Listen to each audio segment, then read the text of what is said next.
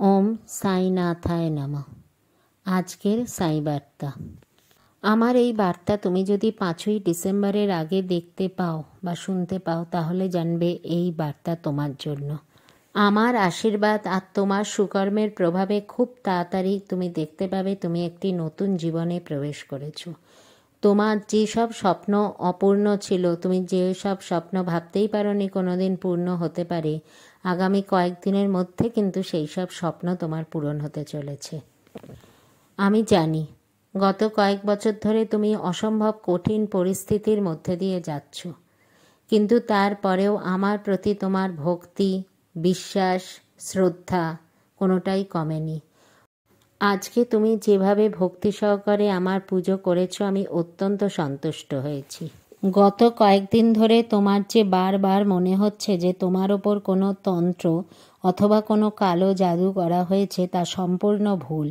আর যদি কেউ করে থাকেও তোমার কোনো ক্ষতি করতে পারবে না, কারণ আমার শরণাগত যে হয় তাকে আমি সব সময় সর্বদিক দিয়ে রক্ষা করি।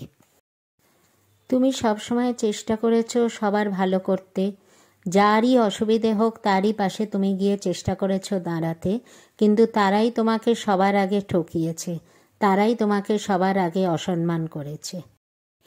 কিন্তু আজ তোমার বাবা, তোমার সাই তোমায় বলছে এ নিয়ে তুমি একদম কষ্ট পেও না।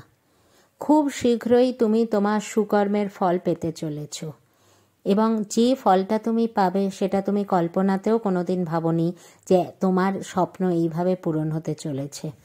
তুমি আগামীকাল থেকে পরপর 5টি শনিবার এবং 5টি মঙ্গলবার হনুমানজির মন্দিরে যাবে, হনুমান চালিসা পাঠ করবে এবং জবা ফুল ও তুলসী পাতা হনুমানজির পায়ে সমর্পণ করে আসবে।